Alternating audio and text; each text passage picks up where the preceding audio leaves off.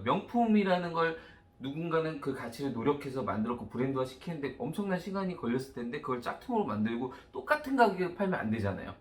싸게라도 팔아야지.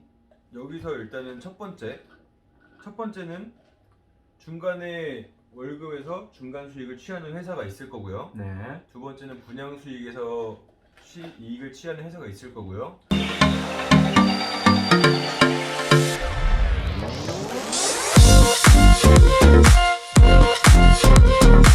주원 카페가 오픈했습니다. 짠해요? 짠! 저희 주원통은 커피숍처럼 많은 분들이 이용하고 계시죠. 저 코로나 아닌데 벗어도 되죠? 네, 코로나 방역은 지금 준수하고 있고 완벽한 상황인데 오늘은 좀 티타임을 갖기 위해서 마스크를 살짝 내리도록 하겠습니다. 100% 방역에 준수하고 있습니다. 일단은 오늘의 주제를 먼저 말씀을 드릴게요.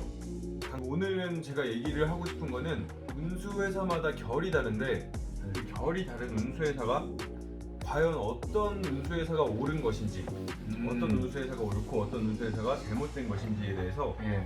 한번 논의를 나눠보려 해요. 근데 주제를 지금 처음 듣습니다. 늘 처음 듣습니다. 준비되지 않은 진짜 이야기 들려드릴게요. 저희 제 생이죠. 리얼 생. 전 생집 관련 이야기입니다. 생 이야기. 제가 결이 다르다고 표현을 했는데 네. 표현이 잘못됐을 수도 있어요. 네. 운수회사마다 물론 회사는 이익을 얻으려는 집단이잖아요. 네. 이익을 얻기 위한 집단이 회사일 거고 그 회사가 그럼 과연 무슨 돈으로 운영이 되고 있으며 어떻게 해서 이게 운영이 되는지 약간 좀 예민할 수 있는 부분이긴 한데요. 결이 다르다. 지금부터 말씀드릴게요. 첫 번째, 일반적인 온라인상의 집을 검색했을 때 키워드를 검색하면 엄청 많이 95% 정도를 예상하는데 많은 사이트가 등장합니다. 그런 사이트들이 운영하는 방식은 이제 오로지 브로커, 알선, 그냥 본인들이 물류를 관리하지 않는 그런 알선의 위주로 운영되는 회사들이 많죠. 그런 회사가 거의 지배적이고요. 주원통운의 경우는 물류 수익을 기본으로 운영하는 회사입니다. 물류.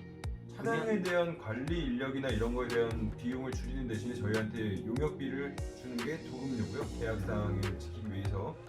그럼 저희는 100% 도급료만으로 운영이 되나요? 아니죠. 그래도 기본적으로 이것저것 창출되는 물류 이익이라는 건 굉장히 다양합니다. 물론 일부 분양이라는 부분의 영역도 있고 존재하죠. 근데 그거에 중점적이냐 아니냐가 중요한 거예요. 운영을 하는 방식에 있어서 이득을 취하려면은 돈이 있어야 되고 돈을 받아야지 저희가 그 돈으로 어떻게 또 운영을 하는 거잖아요. 네. 돈이 없으면 어떻게 회사가 운영이 되고 다른 회사 같은 경우 어떻게 월세가 나가고 인건비가 나가고 인건비가 저같이 이렇게 엄청납니다. 저도 꽤 적지 않은 인건비가 나가는 사람이에요. 제가 이렇게 찍고 있지만 억대 연봉입니다. 이게 노출해도 되나요? 억대 연봉? 해도 되죠. 왜 네네네. 감춰요? 그쵸. 정당하게 약간 본인이 엘리트라서 빨리 쟁취한 거죠. 이번 연도에. 이번 연도가 끝이 안 났지만 그래서 저만 해도 인건비가 무시 못할 거고요. 뭐 많은 저희가 직원만 해도 사실상 총 뭐 소속 차주분만 1000여 분이 되고 직원만 해도 100분이 넘어가잖아요. 예. 그리고 평수만 해도 저희가 지금 뭐 거의 한 5, 60평을 사무실을 쓰고 네, 있는데 맞아요. 넘죠. 5, 60평 넘죠. 실평수가 5, 60평이고. 그리고 굉장히 중요한 게 30% 이상이 억대 연봉자입니다. 근데 그분들이 수년간 일해서 경력으로 되는 게 아니라 이 실력 매력은 실력 플러스 또 타고난 재능이 있으면 이 속도감이 좀 빨라. 그 해에 억대 연봉이 되는 경우가 30% 이상을 올라가고 있고 기복이 있지만 정말 잘 됐을 때 50%가 또 유지될 때도 있습니다. 그 중에 한국 엘리트.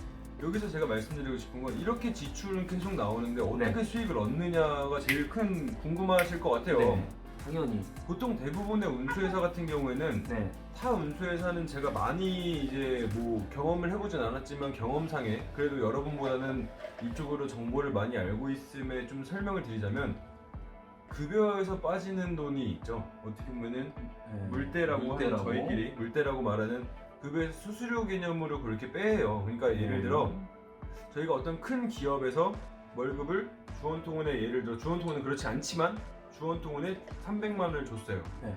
그럼 거기서 차주분이 계시면 네. 부장님이 차주분이면 차주분한테 저희가 20만 원 남기고 280만 원을 드리는 거예요. 네네. 과연 이게 옳은 걸까요? 그럼 옳다고 나쁘다 말할 수 있을까요? 그러니까 어떤 그거는 상황과 그 일의 가치에 따라 다릅니다. 그러니까 저번 주에도 얘기했던 가치가 있으면 저는 어떤 일이든 돈을 버는 일에 당연히 물때든 수수료든 지불을 해도 됩니다. 그만한 가치가 될 때, 이 회사를 통해야만 그게 이루어지고 그 회사 관리해 줄 때는 물때가 몇 프로가 됐든 본인이 얻는 거에 대비 계산했을 때 당연히 지불할 가치가 있으면 지불하는 게 맞습니다.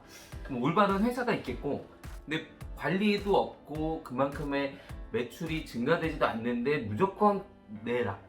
그런 건 불합리하죠. 근데 그게 대다수니까 집 사기라는 얘기가 많이 나오고 있죠. 그리고 어떤 곳에서는 또 뭐 중간에 물때라고 하는 방금 말한 수수료는 떼지 않지만 분양에서 이득을 또 많이 취하는 폭리를 취하는 경우가 있잖아요. 네. 근데 대신에 그들은 대부분 분양을 목적으로 하기 때문에 급여에서는 건들지 않겠죠. 네네. 급여 수수료를 떼지 않는 게 보통 통상적인데 거기서 급여까지 건든다면 정말 나쁘다고 그러니까 말할 수도 없죠. 그걸 또 나쁜 경우가 뭐냐면 이게 예를 들면 취업 소개소로 예를 들어야 돼요. 네네네. 우리는 물류를 관리하고 운영하고 차주분들이 그걸 유지할 수 있게 디테일한 관리가 들어갑니다. 그게 정상적인 운수 물류의 혼합. 예. 그렇죠. 근데 일반적인 온라인상의 검색을 집을 키워드 검색했을 때 쭉 뜨는 90% 이상의 사이트들이 거의 브로커, 알선 위주로 했을 때 생기는 문제점.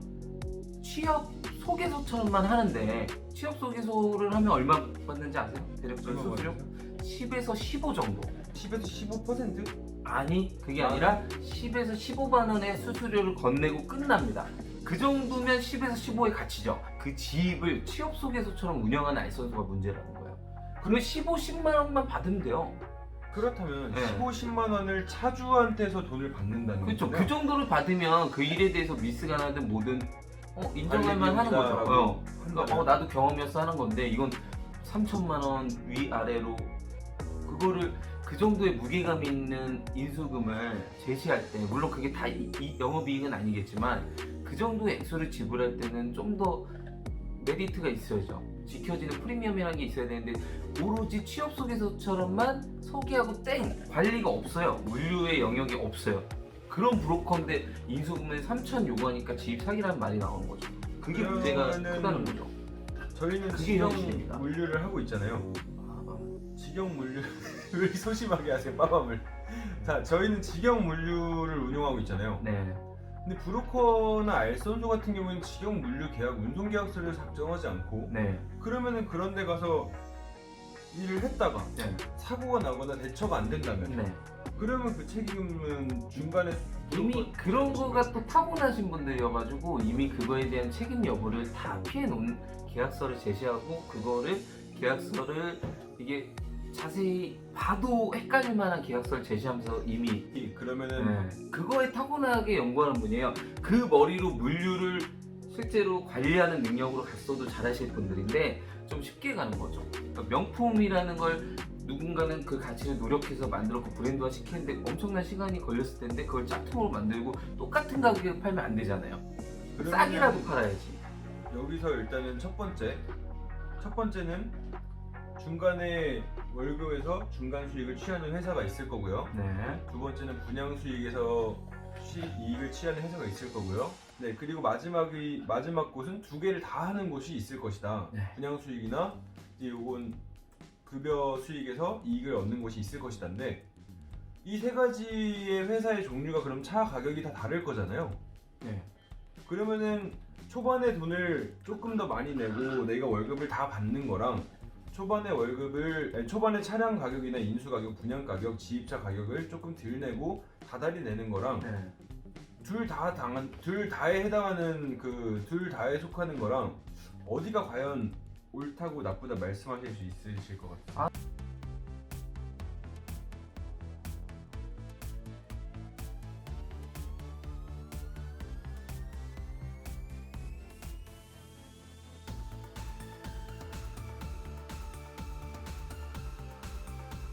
근데 그거는 어디가 옳다 나쁘다가 아니라 이게 부동산도 제가 항상 예를 드는 게 왜냐면 그 공감대가 쉬우니까요.